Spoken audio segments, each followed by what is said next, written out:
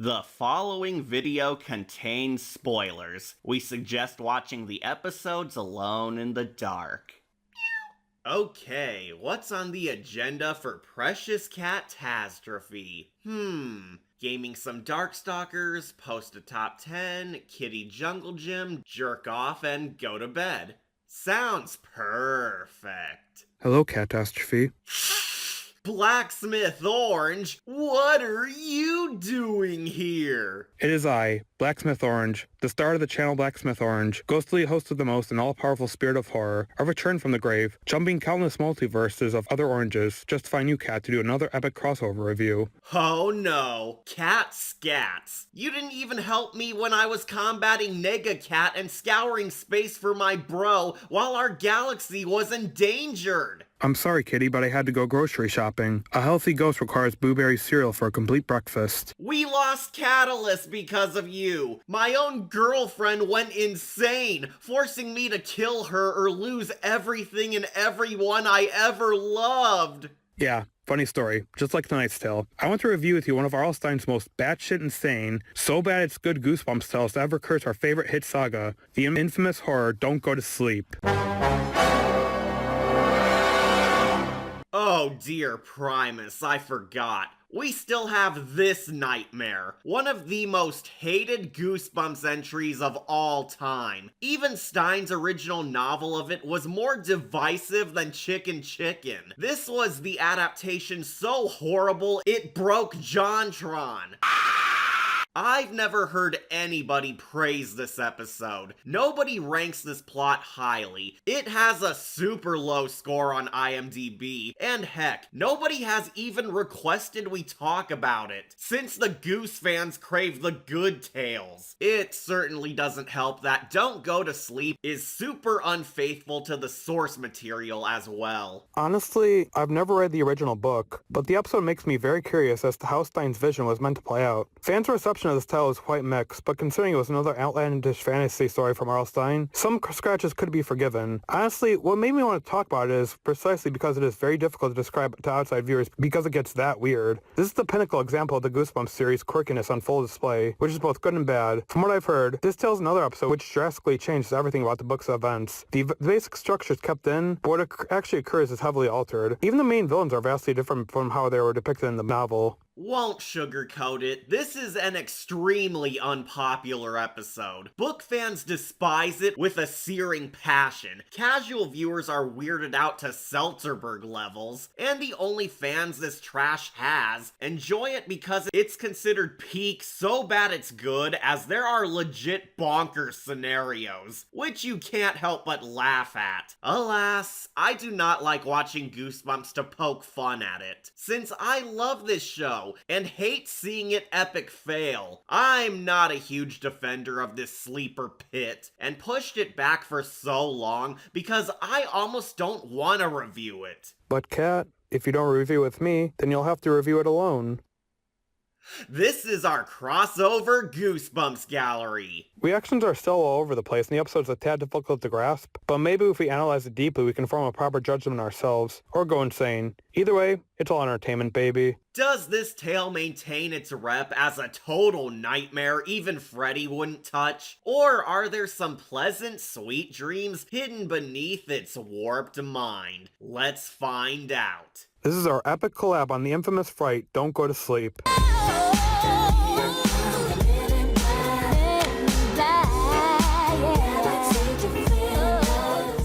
So, our episode opens up in the home of our main character, Matt Amsterdam. Smoke weed every day. Matt's a neglected, troubled little scamp who never gets his way, since being the youngest, he's constantly overlooked in favor of his older siblings, is ultra unlucky, and is very unhappy about it. How come Greg gets to go and I don't? Because you're a midget. That's not awfully PC. He's a bit of a snarky brat, but to be fair, what he truly desires most is his own room. Matt wants to convert the creepy attic upstairs into his own crib, but for some reason Mom says no because bitch, claiming that his hardships are simply reality. If it isn't hard to solve, Matt's life sucks. That's reality, Matt. Reality. Who needs it? I hate reality. I'll admit this kid comes off as a little bitchy. I mean, this is our protagonist. Like, I get that being young has restrictions and even some frustrations, but wow, he is kind of making a big deal out of this. Now, in fairness, Blacksmith, Matt's life is worse in the novel. In the book, Matt's practically an abuse victim with a god-awful home. His mom's neglectful, his loving dad's dead, his big bro and sister are both idiot bullies, ceaselessly picking on him, and even the family dog attacks him every day. The boy can't go 1 second without suffering physical or mental torment. Book Matt's existence was pure hell, and kinda made the moral suck even harder. The show tries, emphasis on tries, to forge Matt into a more entitled brat who needs humbling. Tragically, it fails in every way, because while he's not being raped by a dog, he's still being ignored by everyone, and his request for his own room isn't entirely unreasonable. Especially since in both plots, the family has a room no one's using, yet Ma still refuses Matt's wish anyway. Fucking bitch. Yeah, I just wish that the, neglecty face was, emphasized a little more, because that's why I kind of felt like he was coming off as bitching. Anyway. In short, Matt has the pieces for a decent character arc of a brat going on humbling adventure, and a decent child actor, but the direction does just as bad a job as the book does this journey. The performances in this showcase are very over-the-top campy, but our kid actor's at least passable. Nothing grandiose, but he's far from wooden Jared. Also, Matt's actor actually grew up to be a hit songwriter, even drafting some music which would be used on R.L. Stine's Monsterville, Cabinet of Souls. Which is good news for him because it means he had success after starring on this crap. Pissed off and rebellious, Matt swipes his awesome new room to spend at least one day all alone in peace only to enter the nightmare room. Got to admit, this is a pretty sweet pad. No wonder he wants to swipe it.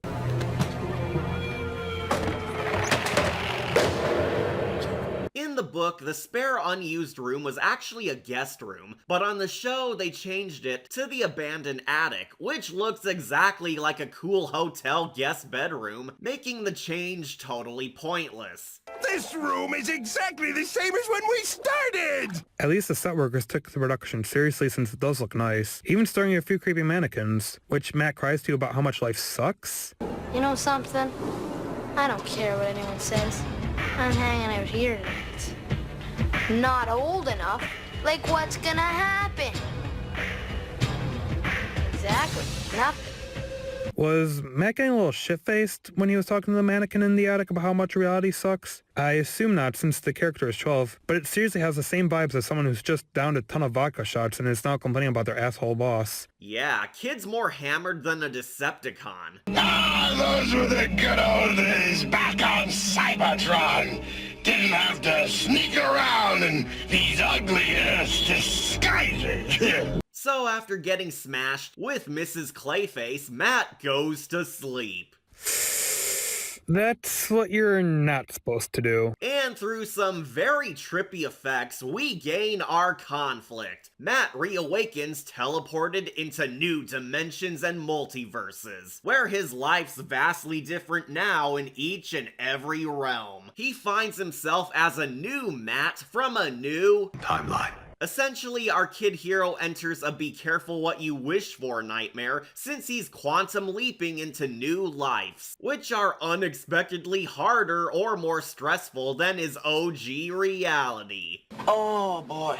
So from this point on, this tale spirals into a super bizarre dark comedy mishap, as it tries to be both unnervingly creepy and over-the-top funny, succeeding at neither. One of the key weaknesses which hurts Don't Go to Sleep is the never-ending tonal shifts, since the quirky sense of humor and trippy dreamlike cinematography make you, the audience, totally confused on how to react to all of this. The episode's mood mood is all over the place, where you're so lost as to what's meant to be funny or dead serious. Doesn't help that the direction sucks at both. This episode's not scary at all, thanks to the goofy-ass hijinks, spoiling all tension, and honestly, I don't find it very funny, because it's so random, and off the walls insane, that you can't tell what the crew's going for. I know it's meant to be a dream realm so it doesn't have to make sense, but it feels like an excuse just to do stupid things to make kids laugh, which is just not Goosebumps. The show makes it worse by trying to inject a moral into all of this, as if it wasn't mere stupid nonsense. Matt's meant to learn that he's unhappy in these alternative realities and his dreams are not as easy as he thinks, which is a fine lesson and all, but the sheer randomness makes it way too baffling to feel for him. Okay, so he's a hockey player now. That came out of nowhere. Wonder how that'll factor into the story, or if it even will. This is genuinely a cool premise, but ultimately a botched execution. There's mesmerizing appeal in the idea of a person jumping through alternate worlds, since there's endless potential at seeing colorful concepts and cool version of your favorite icons you've never pictured before. Yeah? What? Okay. Tragically, the show totally butchers Stine's vision, as absolutely none of the multiverse realities from the book are in the adaptation. RL had some crazy timelines where Matt endured so much weirdness and wacky hijinks, which the show never uses because Money! in the book, Matt visits realities where he's a high schooler, he's an only child, he lives with the circus, he's an old man, he's frickin' Godzilla, he's a squirrel, and most terrifying of all, he's a fat kid. Oh my god, I'm a fat guy! Nightmare fuel. Unfortunately, the show made the terrible choice to aim for comedy. Don't! So instead, we get some goofier timelines, where Matt must learn how hard life is. Here, he becomes a hockey player. Oh boy. A doctor. Oh boy. A bomb squad agent. Oh boy. Married to an ugly fat ass. Fuck! Etc. These are almost humorous, but the comedic timing's off or undercutting a lot of the horror we should be feeling. Oh, Doctor, you're gonna have to take off your hockey skates. I'll get the left foot.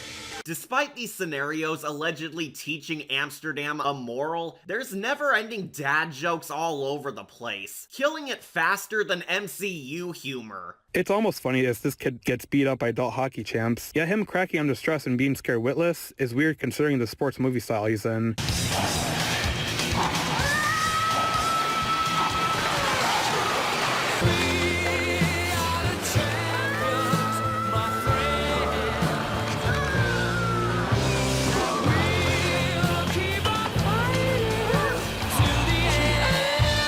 Thank you, Dad. I'm proud of you, boy.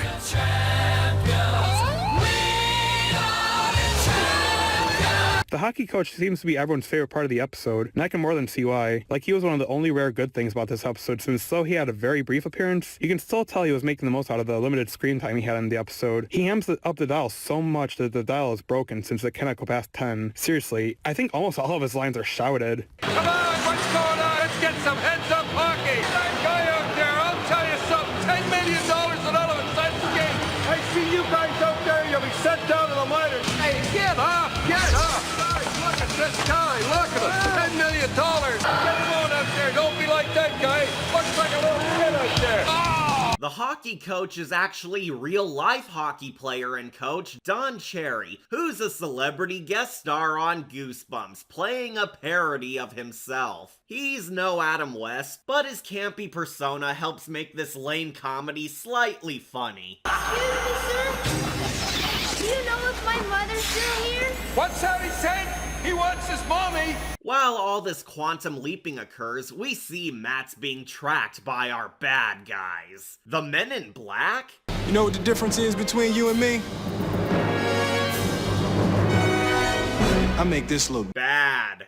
Yes, for realsies, these are the villains. A pair of knockoff Men in Black agents J and K. They're truly the Multiverse's reality police. Mysterious agents stalking and tormenting Matt for some top secret agenda. And I'm just gonna say it, these guys are supremely lame villains. They're quite easily some of the worst foes of Goosebumps. Yes, almost as bad as a demon sponge. In the book, the reality police are more so Matrix-style agents, clad in leather outfits, and were all teenagers being guided by a spy kid, dubbed Lacey. However, the hit blockbuster Men in Black was huge at the time, so Goosebumps decided to chase the cash cow and milk its popularity, which revamped our Dimension cops into not Will Smith and not Tommy Lee Jones here. It ain't comedy that's in my blood. It's selling out. And if Goosebumps pandering to 90s kids wasn't cringe enough, well, book fans also hated the fact that the reality police went from morally gray anti-villains in the novel into cackling monsters who love torturing kids. I admittedly haven't read the book, but my friend has told me a lot about it. And from his description, the reality police are so much more frightening on the page. Like, they, from what I remember, legit want to kill Matt to help him prevent from tampering with reality. So there's at least a bit of menace when it comes to Matt. In the episode, though, the worst they do really is severely troll Matt. Other than that, whoa, that rhymed. There's not really a clear indication as to why I should be afraid of these guys. The Men in Black are just not scary. Instead of being eerie hunters who can cross dimensions at any time, they're both goofy, over-the-top, cheesy, and real confusing villains. I can see why these clowns don't get mentioned a lot by fans because they're so lame. The only cool trivia about these dudes is that the discount agent J is played by one of the teachers from You Can't Scare Me, but my gamers may recognize him as Far Cry's Pastor Jerome, playing another crazy brother. Where am I? He wants to know where he is. I'll tell you where you are. You're in trouble.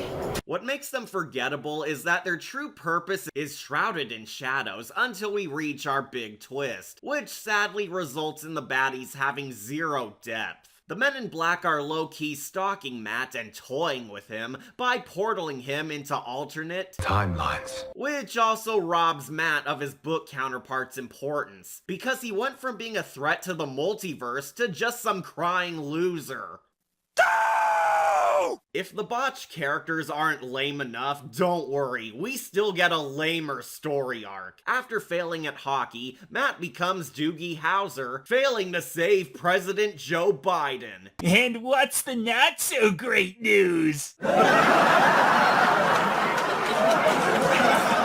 So now he's a brain surgeon suddenly. Sure, just throw another crazy-ass scenario at us. Why the fuck not? Don't even bother trying to explain what significance the previous scene had. Just make him a surgeon. Yeah, wow. Okay, what the fuck? So, as we learn later, the conflict is that the reality police are pursuing Matt and sorta punishing him by placing him into a scary new timeline to teach him a lesson. Matt hated his life, so they're showing him that these Matts don't have it any easier, which is a neat Twilight Zone idea with some cool material. For almost half the episode, he quantum leaps into new bodies, entering this dreamlike cosmic horror, which the camera crew successfully take advantage of, since it's shot nearly like a Freddy movie.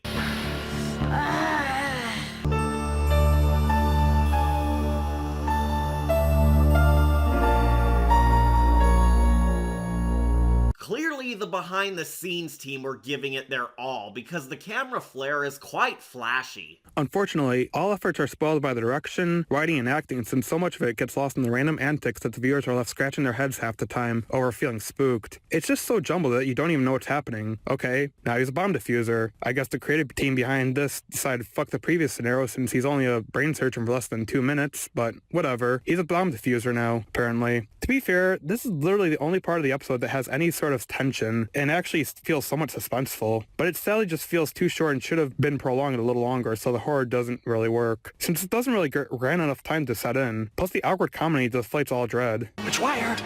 You got me? I don't know anything about bombs. That is Matt Amsterdam. Moments away from getting blown to shreds. He still has time for a joke.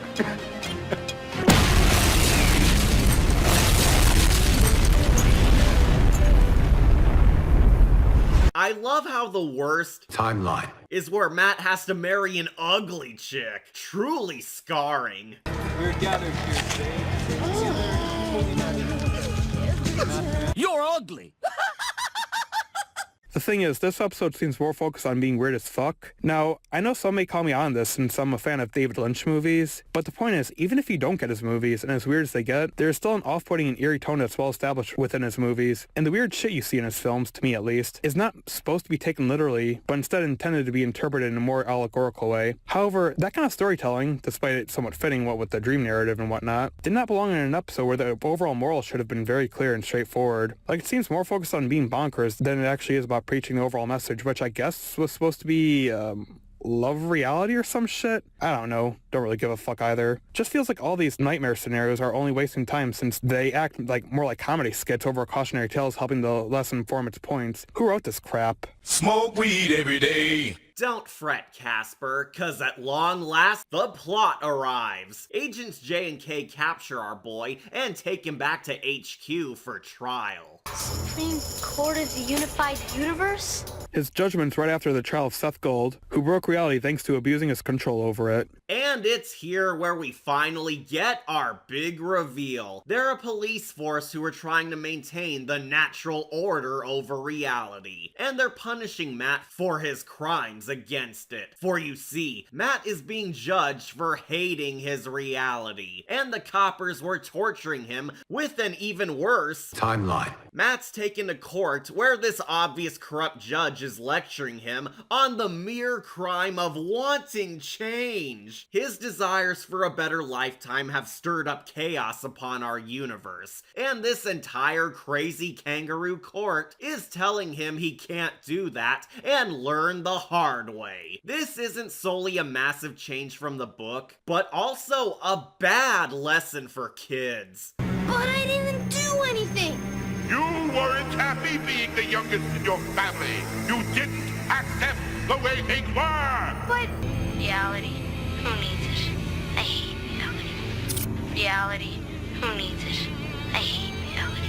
In the book, from what I've been told, the reality police revealed they were hunting Matt because he was an unnatural anomaly who's warping reality. His constant jumps between universes was destroying the fabric of reality, putting all existence into jeopardy. They were merely arresting him so they could save all life across space and had to force him to either drink a life-threatening potion to be put to sleep permanently or have him accept his world. Here on the show, they transform that into an awful, awful lesson where they tell this kid with nothing to look forward to in his life to just get over it or else it could be worse. Also, even for Goosebumps villains, this is a really stupid reason for their antagonists going after our main character. Like, the kid literally says he hates reality and somehow he's committing a crime against it. I can understand if Matt was the one causing all the reality shifts, but for the most part, all he did was to express disdain for it. It was bitchy, yes, but it's not like he directly caused anything, and if he did by any chance, it was clearly unintentional. Bottom line, this is a mean-spirited and brutally butchered moral the show tried to pull out of this garbage. This is the true reason why fans hate this episode. It's telling you that if life sucks, too bad. Don't try to change it. Don't try improving it. Don't chase your dreams for more. Don't even fight back. Just shrug and go,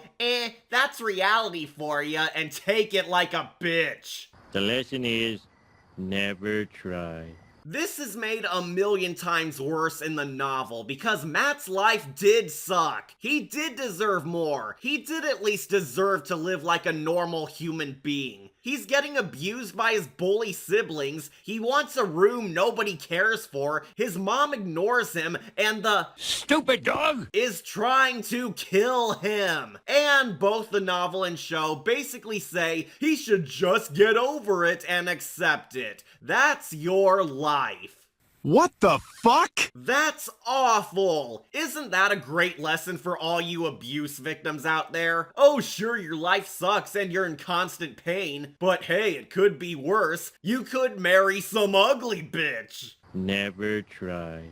It aims for this "it's a wonderful life" sort of message about how we should appreciate the little things in life, but fails spectacularly when there are zero good things in the character's life worth appreciating. And getting an overblown punishment for just wanting something out of life is an atrocity, just as bad as Butch Hartman's Fairly Odd Parents were a crime. So yeah, what a twist! Matt's the real bad guy because he wanted his own room, which shattered reality. He's worse than Kang. And even when they try delivering a serial lesson, the show's still mega silly. The judge is a total goofball, and hamming it up to maximum cringe. Guilty! Guilty? Guilty! Guilty! You are guilty! Guilty, guilty, guilty! Guilty, guilty!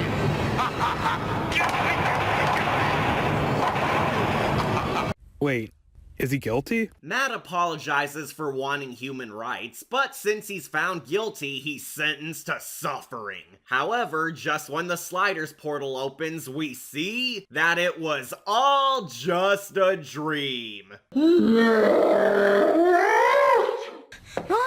I thought I told you to stay out of there. Come on down right now. You know what? I think I'm gonna stay out of the attic from now on. Okay, if that's what you want. It is. You know what? What? Life is good just the way it is. I think I'm gonna go to bed in my own room now. This is an awful conclusion, but believe it or not, it gets worse once we reach our twist ending. Just as he goes back up to collect his junk, Matt's relieved to be back in his boring realm, only to get punished again for criticizing his outcome. Back to reality. Just good old boring reality. Boring? Oh, Matt, the fun's just beginning.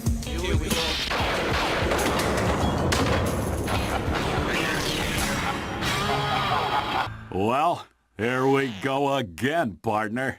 That's the end of the infamous Don't Go to Sleep. More like Don't Be a Sheep, cause that was bad.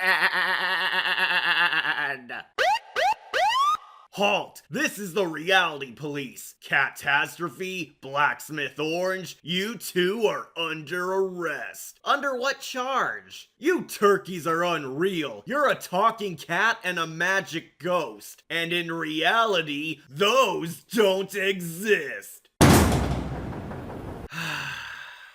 Reality sucks. And you know what else sucks? This entire episode! It really does, wow. Holy shit, this is certainly the most episode of the entire series. Just taking notes on this was too fucking hard, since pretty much the only thing I really kept saying all throughout this review was, wait, what? The whole plot seems to be taken an appreciate what you have approach, but it should be portrayed in a more somber and serious angle. The bonkers tone of this episode just completely distracts from it. Instead, as I said, just seems to be focused on being the wackiest tale possible. And because of that, it just feels unclear as to whether this plot sought to teach you something or just be the goofiest thing imaginable. I give it a D since it isn't the worst Goosebumps has to offer. In fact, Say Cheese and Die Again is so much worse, but still not very good. I, on the other paw, found it atrocious. I can definitely see why some fans cherish this as so bad it's good, trashy comedy gold, since it's so wild and deranged that it feels unreal. However, what drops it into the hell portal for me is the god-awful toxic lesson it fails to preach. Matt just wanted some happiness in his life. And in both the book and show, it's not an impossible goal to achieve. But the story telling him, no, he just has to suck it up and accept his bad hand, is a horrible thing to teach kids. Yeah, I get that we can't have everything in life, and nothing's ever easy, but considering how Matt doesn't even have respect, and is full-on abused in the novel, it's a grossly botched attempt at trying to be profound, and on par with the awful Family Guy episode Seahorse Seashell Party, about how Meg was a hero for taking her fam's abuse. This is the Goosebumps equivalent to that pile. I found that the most aggravating element poisoning this episode for me, and it guaranteed it a one-way trip to the dump. Even if you somehow argue that the moral wasn't that bad, the rest of this episode is a mess. It's so confusing, unfunny, over-the-top zany, flat-out abandons Stine's vision, has lackluster effects, poorly acted, trippy to watch, and painfully unscary. I can't even remember anything outside of the Men in Black ripoffs and the hockey coach, because they're the only ones having fun in this, since this is a purely miserable snoozer. So I grant this catnap a decayed skull, and don't recommend it whatsoever. It's bad, Goose fans. Maybe so bad it's good to some, but overall just a sloppy piss poor bore. Don't Go to Sleep should have been the coolest Goosebumps epic ever, featuring a boy maturing into a hero, selflessly making a sacrifice to save the multiverse from himself. But the adaptation ended up a bad dream. I'm your host, Catastrophe. I'm Blacksmithorange, and I just remembered, duh, I'm a ghost. I'm above your mortal laws and cannot be busted. Hey, get back here, you undead muppet!